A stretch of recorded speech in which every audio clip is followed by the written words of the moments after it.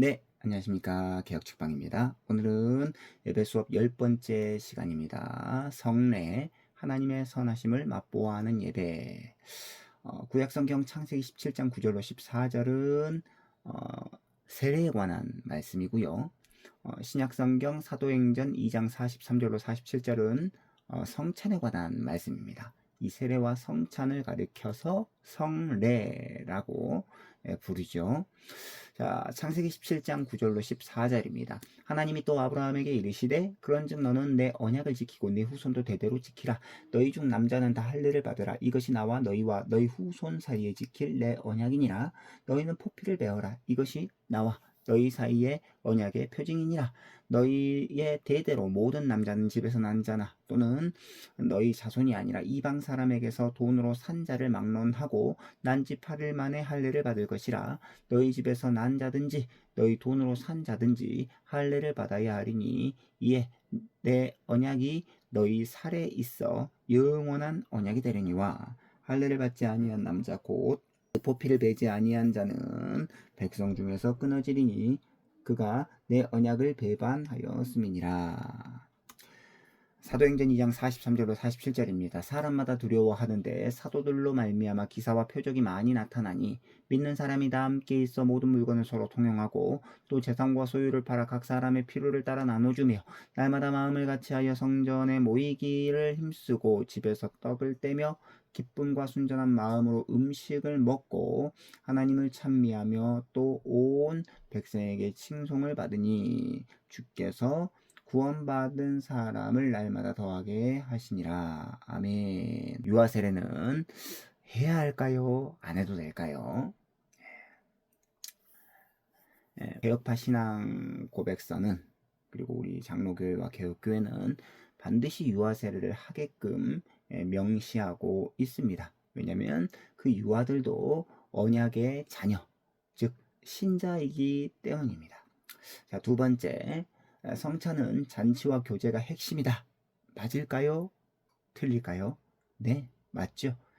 성찬식을 예수 그리스도의 죽으심에 포커스를 맞추어 가지고 그 십자가의 죽음, 장례식과 같은 분위기를 내왔던 것도 사실입니다. 그러나 성찬은 바로 식사로서의 예식, 잔치로서의 예식, 교제로서의 예식이다라고 개혁파 신앙 고백서와 또 우리 장로교회는 또 개혁교회는 그렇게 믿고 고백하고 있습니다. 살펴보도록 하겠습니다. 자, 세 번째입니다. 성례는 복음 약속의 눈에 보이는 표와 인으로 설교와 함께 한 쌍을 이루고 있습니다. 그렇기 때문에 반드시 하나님의 말씀이 선포되고 나서 이 성례, 세례와 성찬이 함께 집행되어야지 단독적으로 따로따로 이렇게 할 수 있는 것이 아니다라는 것을 기억할 필요가 있습니다. 자, 그래서 오늘 성례에 관한 말씀 7가지 주제로 이루어져 있는데요. 하나씩 살펴보도록 하겠습니다. 성례는 말씀과 한 쌍을 이루고 있다. 두 번째, 세례와 성찬이 유일한 성례이다. 세 번째, 유아 세례의 중요성을 알아야 한다. 네 번째, 제세례와 사적 세례를 베푸는 것은 옳지 않다. 다섯 번째, 공적 신앙 고백이 중요하다. 여섯 번째, 잔치와 교제로서의 성찬을 회복해야 한다. 일곱 번째, 성례를 소중하게 받아야 한다. 라고 되어 있습니다. 하나씩 살펴보도록 하겠습니다. 성례는 말씀과 한 쌍을 이루고 있습니다. 설교와 한 쌍을 이루고 있는 것이 바로 성례인데요. 둘 다 말씀과 관련을 맺고 있기 때문에 그렇습니다. 종교개혁자들은 설교를 보이지 않는 말씀, 즉 귀로 들리는 말씀이라고 했고 성례, 세례와 성찬은 보이는 말씀이라고 했습니다. 그래서 세례와 성찬, 이 성례는 한자어로 뜻을 풀어보자면 거룩한 예식입니다. 성례는 예수 그리스도를 통해 비로소 드러난 구원의 신비를 분명하게 증거하고 있는데요. 서방교회에서는 사크라멘툼이라는 라틴어를 사용해 왔습니다. 이 단어는 원래 로마 군인들이 충성을 맹세할 때 사용했던 단어라고 합니다. 즉 성례에 참여하는 이들, 세례와 성찬에 참여하는 이들은 하나님께서 그리스도를 통해 이루신 구원 사역에 감격하면서 하나님 앞에 충성을 맹세해야 한다라는 것이죠. 이방신들에게서 바쳤던 온갖 충성을 이제는 성부, 성자, 성령 삼위 하나님께 바친다라는 의미를 가지고 있습니다.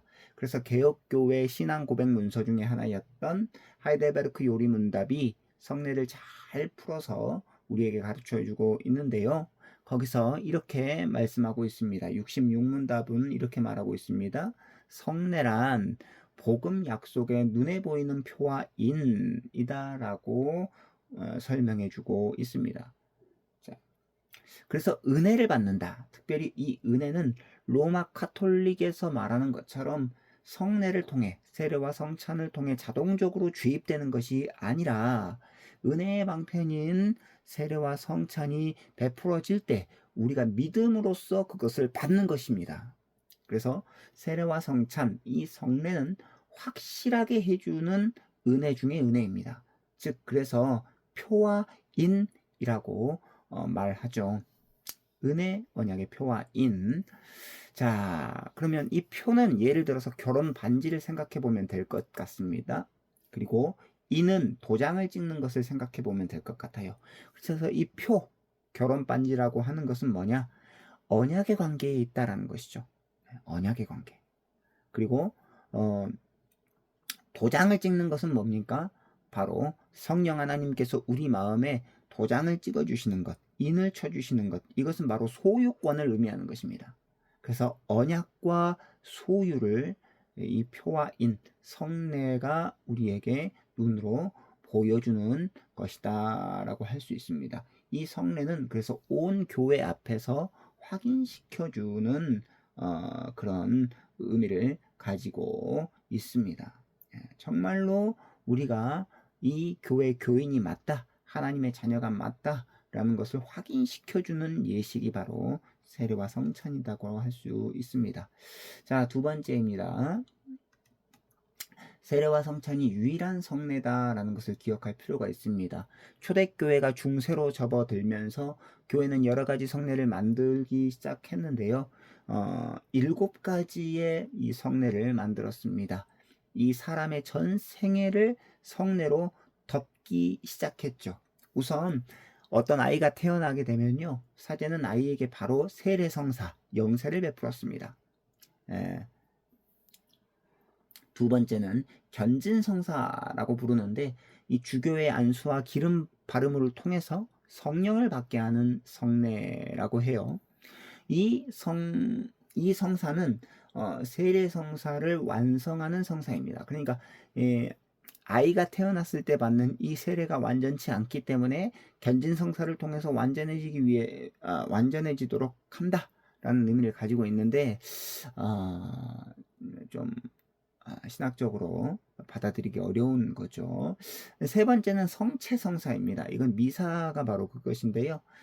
우리 이제 기독교식으로 말하면, 개신교에서 말하면 성찬에 해당하는 것입니다. 넷째는 고해성사입니다. 고백성사라고도 부르는데 죄인이 사제에게 가가지고 자신의 죄를 고백함으로 말미암아 이루어지는 성사라고 할 수 있습니다. 다섯 번째는 혼인성사인데요. 이거 결혼도 이렇게 이 성례로 보고 있는 것입니다.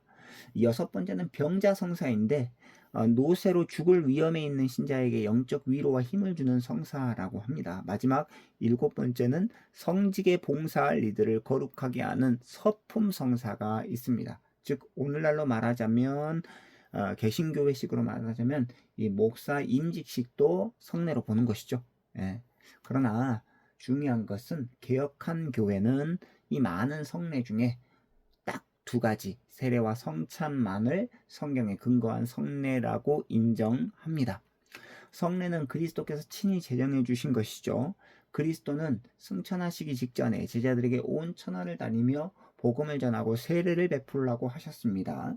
또한 예수님은 자기가 잡히시기 전날 밤에 제자들과 함께 유월절 식사를 하시면서 성찬식을 제정하셨죠.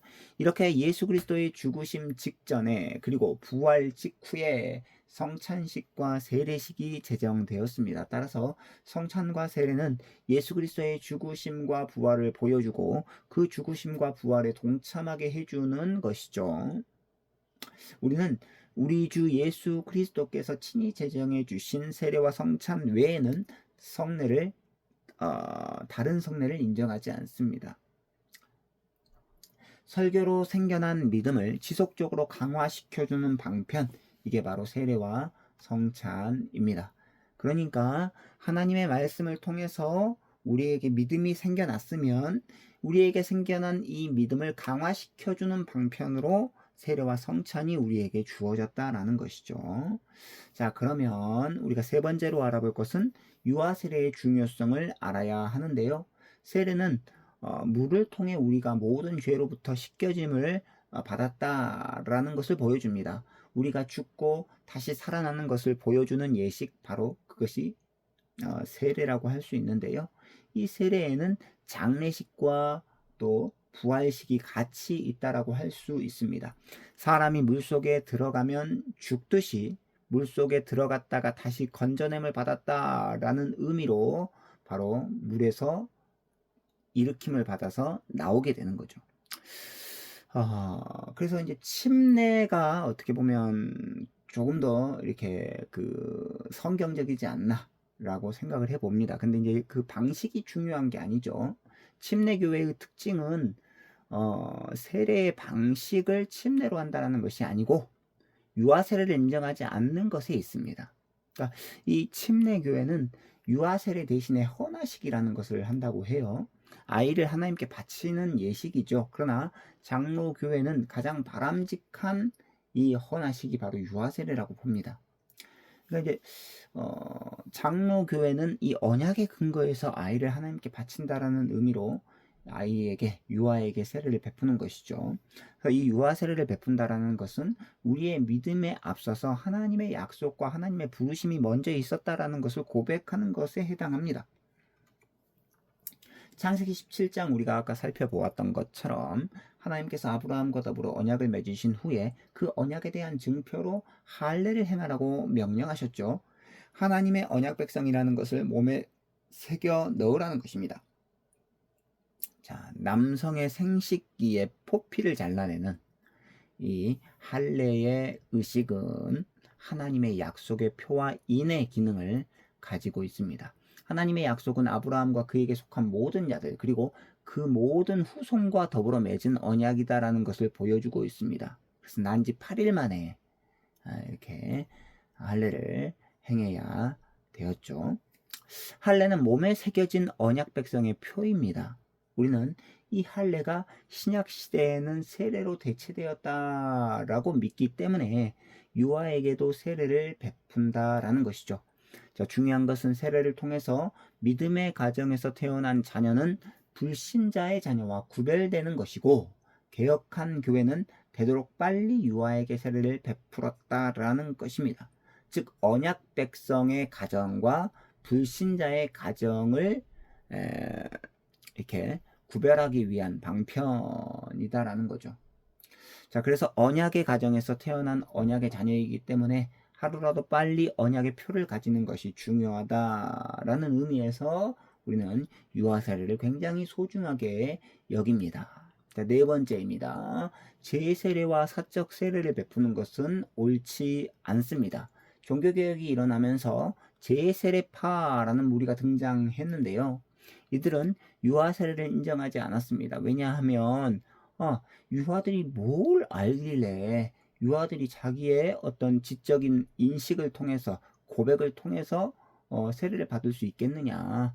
이 아이가 커서 자기 입술로 신앙을 고백할 때까지 기다린 후에 신앙을 고백할 때가 되면 그 고백을 받고 이렇게 하는 것이 온전하다라고 주장을 했습니다. 그래서 제세례를 받아야 된다. 유아 세례를 받았던 자들도 다시 세례를 받아야 된다 라고 주장하는 이 무리들은 초대교회 때부터 있었다라고 합니다. 기독교가 국교로 공인된 후 아누스 황제는 제세례를 주장하는 이들과 삼위일체를 부정하는 사람들, 이 두 무리들을 이단으로 정죄하고 또 사형을 선고했다라고 합니다.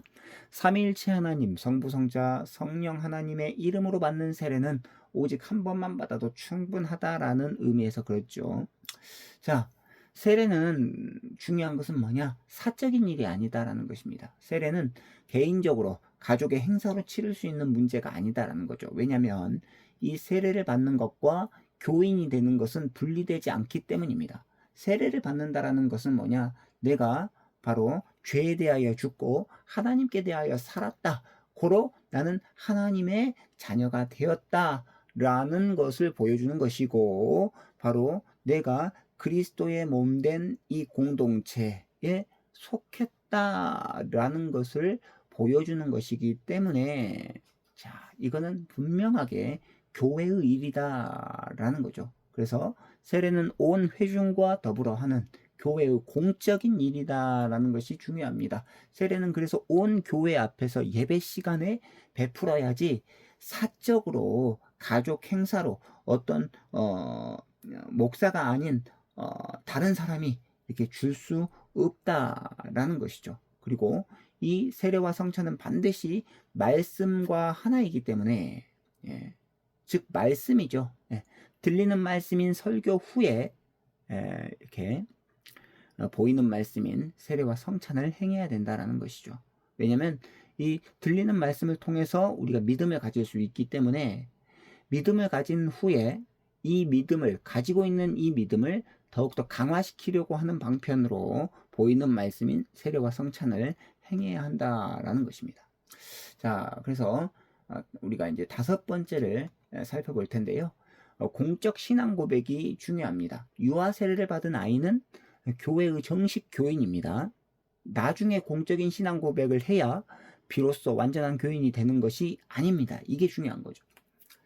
자, 유아 세례를 통해 그 아이는 교인이 이미 되었습니다. 예, 교인이 되었어요. 그런데 왜 유아 세례를 받은 아이가 성찬에 참여하지 못하도록 합니까? 그것은 성찬은 바로 알고 또 그 의미를 알고 바르게 알고 참여해야지 풍성한 유익을 누릴 수 있기 때문입니다. 사도 바울은 사람이 자기를 살피고 이 성찬에 참여해야 한다라고 강조하고 있습니다. 그래서 우리는 유아 세례를 받은 아이가 자라서 공적인 신앙 고백을 하게 되면 그때 성찬에 참여시키죠.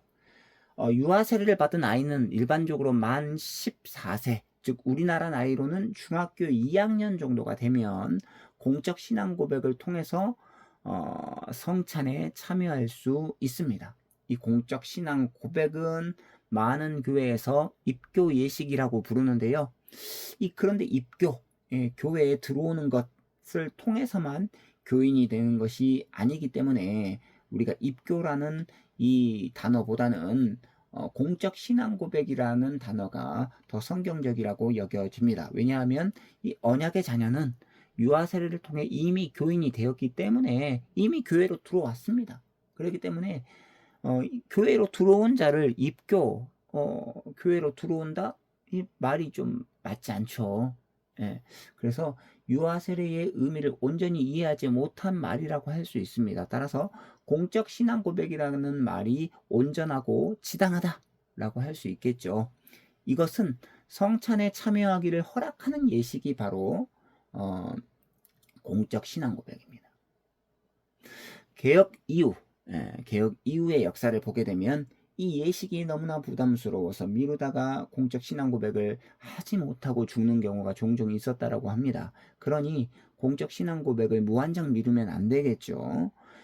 공적 신앙 고백을 통해서 내가 성부, 성자, 성령 하나님을 믿습니다라고 고백했을 때 그 의미를 알고 성찬에 참여한다라고 한다면 얼마나 더욱더 풍성한 유익을 누릴 수 있겠습니까? 그래서 우리가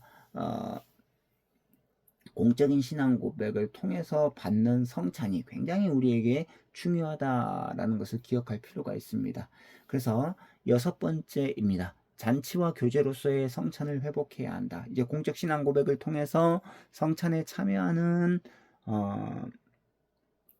주의 몸된 그리스도의 지체들을 한번 살펴봅시다. 성찬은 떡과 잔을 통해서 그리스도의 몸과 피에 참여하는 거룩한 예식이죠. 성찬도 당연히 설교 후에 해야 합니다.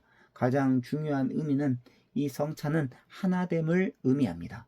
성찬의 떡과 잔을 먹고 마시는 것은 그리스도의 살과 피를 먹고 마심으로 그리스도와 하나 되는 예식이죠. 이 하나됨을 구체적으로 시위하기 위해서 큰 떡을 가지고 떼어 나누는 행위를 합니다.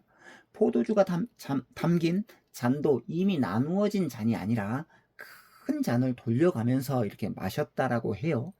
이제 오늘날로 보면 사실 이제 코로나 이후로는 그런 어떤 방식들이 조금 더 부담스럽죠. 왜냐하면 이렇게 같이 떼고 먹고 마신다는 성경적 의미가 있음에도 불구하고 위생적으로 굉장히 좋지 않는 부분이 있기 때문에 그러한 하나됨의 의미를 알고 있으면서 동시에 우리가 이렇게 따로 떼어서 주는 방식을 취해야 할 또 의미도 있습니다. 그래서 중요한 것은 뭐냐? 세례와 성찬의 의미가 이렇게 중요하지 그 방식에 대하여서 너무 올곧게 할 필요가 없다라는 거죠. 저는 이제 약식 그 세례로 우리 교회가 지금 하고 있지만 성경적으로는 욕조를 만들어 가지고 침례하는 방식이 더욱더 성경적으로 또 이렇게 설득력이 있지 않나라고 생각은 해봅니다. 그러나 그 의미에 있어서 우리가 이게 타협할 수 없는 부분들이 분명히 있다라는 것을 기억할 필요가 있겠죠.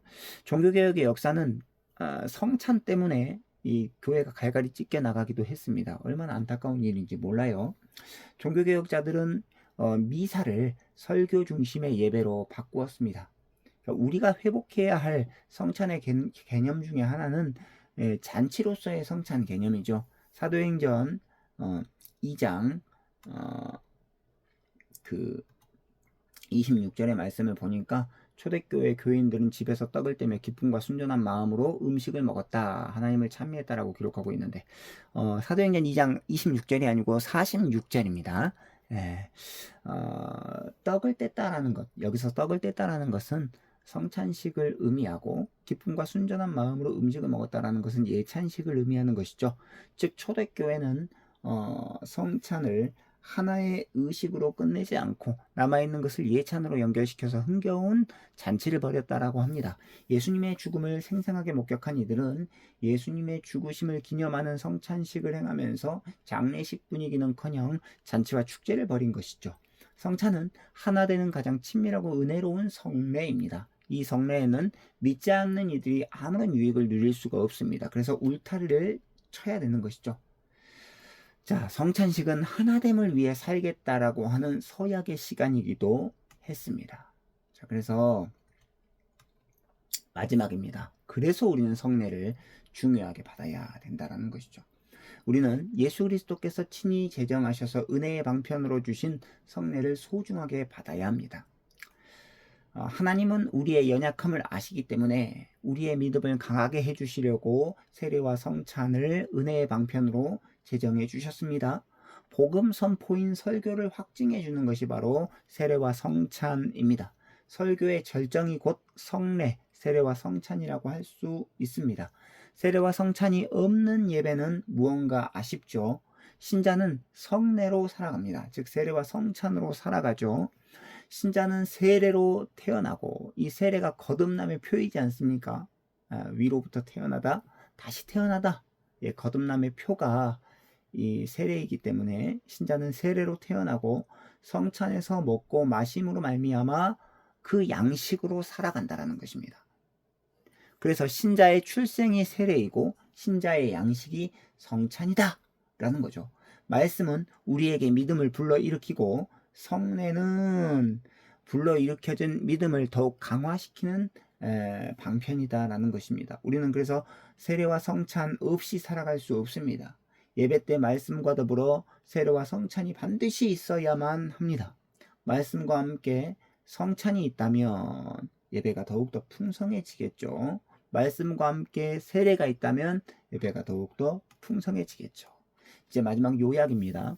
하나님은 듣는 말씀인 설교와 함께 보이는 말씀인 이 세례와 성찬을 통해서 우리에게 은혜를 베푸셨습니다. 우리는 유아 세례의 중요성을 알아야 하고요. 다시 세례를 베푸는 것, 재세례를 베푸는 것과 또 사적으로 세례를 베푸는 것을 반드시 금해야 되겠습니다. 그리고 공적 신앙 고백도 매우 중요하게 취급을 해야 하는데, 왜냐하면 그 공적 신앙 고백을 통해서 우리가 성찬상으로 나아갈 수 있기 때문입니다. 그래서 우리 개신교회에서는 매주 성찬을 베푸는 것이 거의 없어서 성찬이 예배의 필수 요소가 아닌 것처럼 보일 수 있겠지만, 세례와 성찬이 한 쌍을 이루고 있다. 예. 그러니까 하나님의 들리는 말씀인 설교, 그리고 세례와 성찬이 한 쌍을 이루고 있다라는 것을 명심할 필요가 있습니다. 우리는 가급적 그래서 성찬을 자주 베푸는 것이 좋고, 그 성찬이 잔치와 교제로서의 이 성례이다라는 것을 기억하고 풍성하게 누릴 필요가 있다는 거죠. 그래서 예배 때 말씀과 함께 세례와 성찬이 자주 베풀어지는 교회가 참으로 복받은 교회다라고 할 수 있습니다. 오늘은 여기까지 살펴보았고요. 다음 시간에는 11번째 시간으로 찾아뵙도록 하겠습니다. 좋아요와 구독은 개혁책방에 큰 힘이 됩니다. 감사합니다. 안녕히 계십시오.